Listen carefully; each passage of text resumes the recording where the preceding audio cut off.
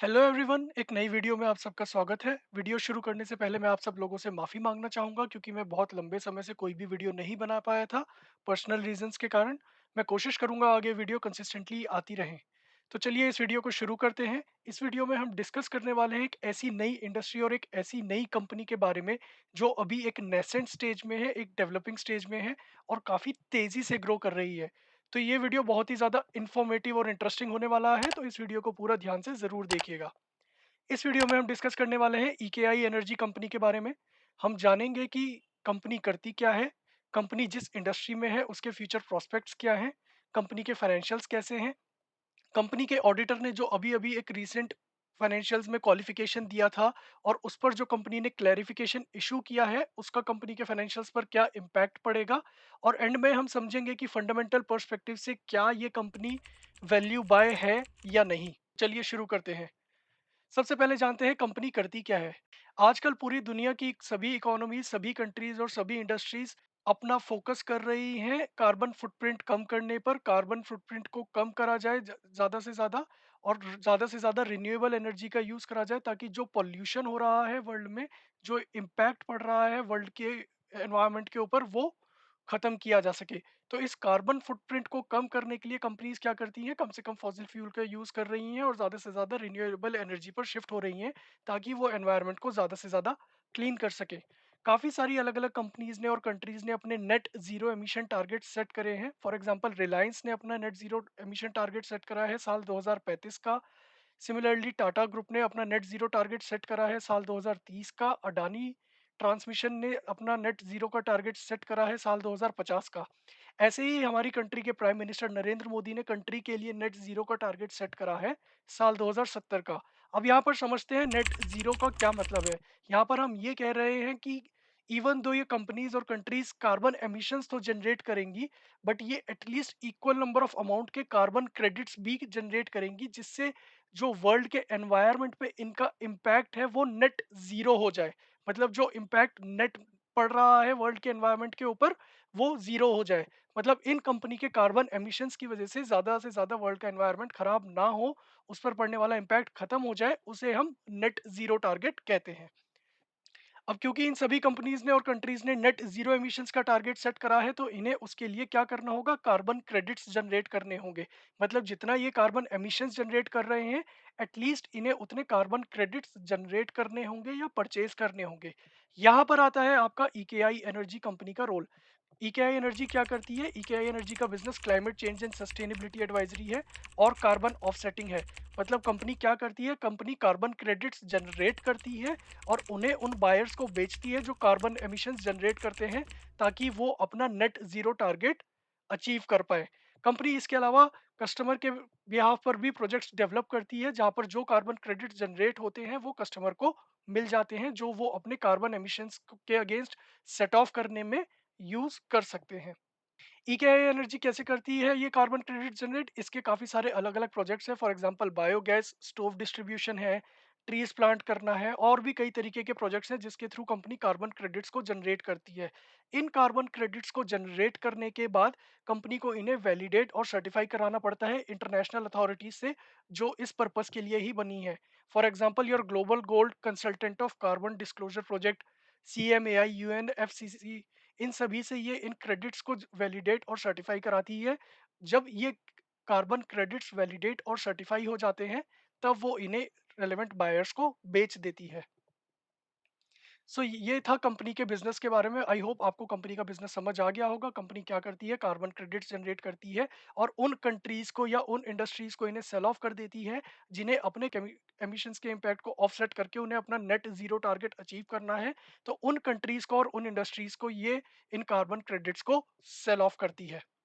Company के पास काफ़ी सारे इंटरनेशनल, नेशनल और PSU क्लाइंट्स भी हैं और कंपनी का जो रेवेन्यू है काफ़ी डाइवर्सिफाइड है और इसका ज़्यादातर रेवेन्यू आपका यूरोप, USA और ऑस्ट्रेलिया से आता है।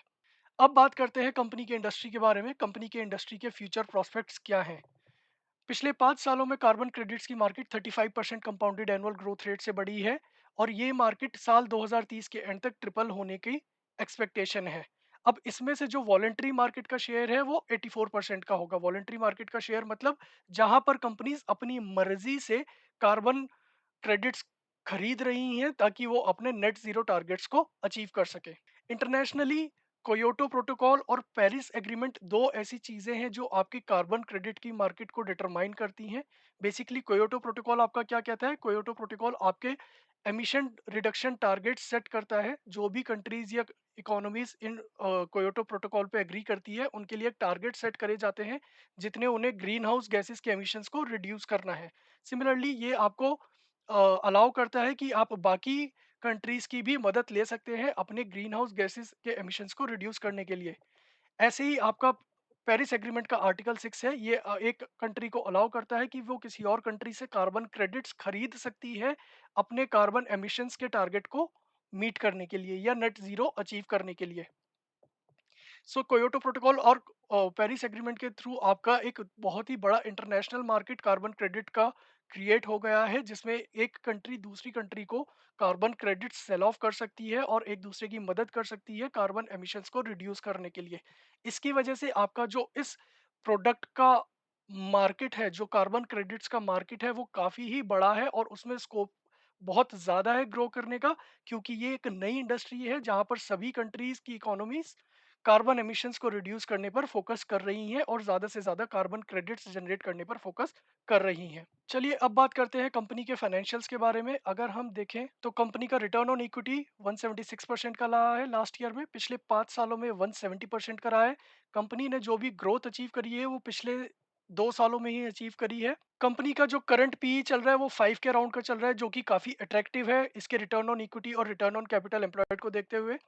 कंपनी में प्रमोटर्स ने ज़्यादा से ज़्यादा होल्डिंग ले रखी है, जो कि दिखाता है कि प्रमोटर्स का पूरा विश्वास है कंपनी के ऊपर। मैक्सिमम जो प्रमोटर्स की लिमिट होती है होल्डिंग किसी भी पब्लिक कंपनी में होल्डिंग की, वो 74% होती है। यहाँ पर प्रमोटर्स ने ऑलरेडी 73.4% की होल्डिंग ले रखी है, जो कि मैक्सिमम थ्रेशोल्ड के काफ़ी करीब है। इससे दिखता है कि कंपनी के प्रमोटर्स को कंपनी के ऊपर काफ़ी ज़्यादा भरोसा है। कंपनी का करंट रेशियो भी अच्छा है, कंपनी के ऊपर कोई as such long term debt भी नहीं है। सो फाइनेंशियली ओवरव्यू अगर देखा जाए तो कंपनी काफ़ी स्ट्रॉन्ग कंडीशन में नज़र आ रही है। कंपनी का अर्निंग पर शेयर भी 126 रुपए के करीब रहा है। अब अगर हम कंपनी के प्रॉफिट एंड लॉस स्टेटमेंट पर जाएंगे तो हम देख सकते हैं कि कंपनी की जो सेल है वो लास्ट ईयर में 1800 करोड़ के करीब रही है। सो जो ग्रोथ है वो कंपनी ने लास्ट ईयर में ही सबसे ज़्यादा ग्रोथ अचीव करी है। इसके अलावा अगर हम कंपनी के प्रोज एंड कॉन्स देखें तो कंपनी के पास कोई डेट नहीं है। कंपनी का प्रॉफिट 358% से ग्रो हुआ है पिछले 5 सालों में और कंपनी का रिटर्न ऑन इक्विटी भी पिछले 3 सालों का 171% आ रहा है, जो कि काफ़ी अच्छा है। कंपनी की अगर बैलेंस शीट पर आए तो कंपनी की शेयर कैपिटल जो मार्च 2022 में 7 करोड़ थी, वो सितंबर 2022 में बढ़ के 28 करोड़ हो गई है।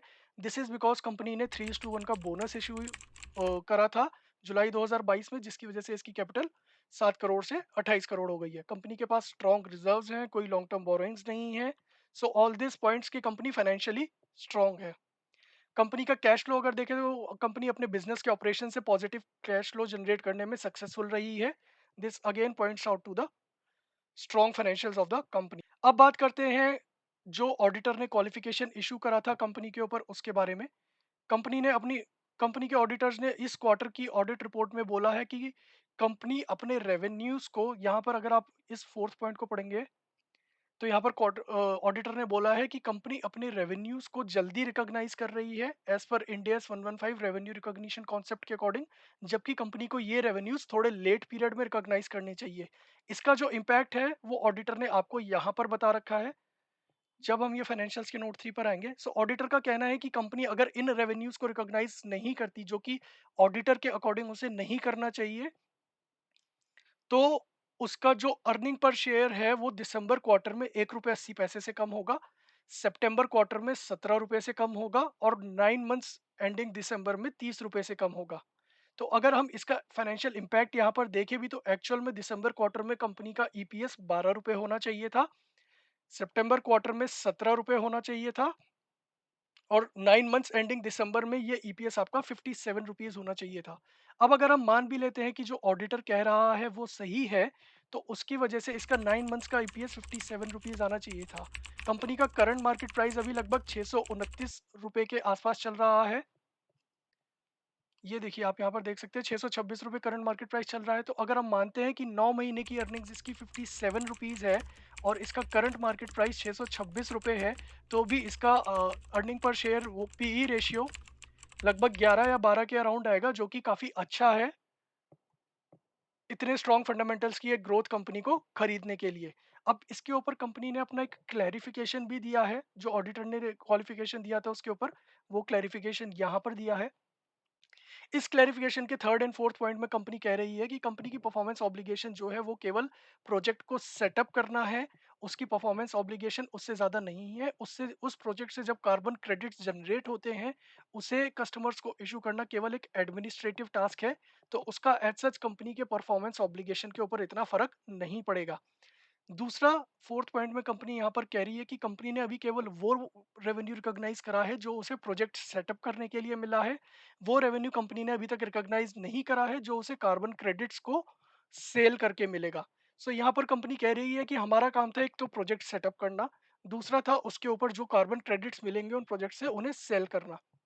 सो कंपनी कह रही है कि हमने अभी प्रोजेक्ट सेटअप करा है तो हमने केवल उतना रेवेन्यू रिकॉग्नाइज कर लिया, बट जो कार्बन क्रेडिट सेल करके रेवेन्यू मिलेगा वो हमने अभी रिकॉग्नाइज नहीं करा।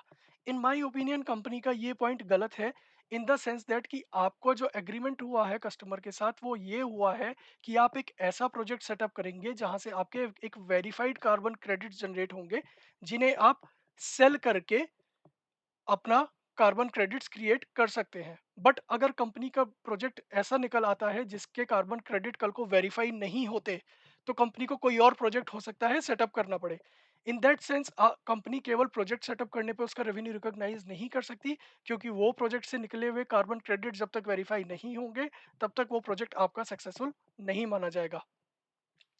इसके रिगार्डिंग कंपनी ने आगे ये भी कहा है कि कंपनी अपने प्रोजेक्ट्स के कॉन्ट्रैक्ट्स को मॉडिफाई कर रही है इस तरीके से ताकि उनका ऑडिटर के साथ कोई आगे फ्यूचर में डिसएग्रीमेंट ना आए।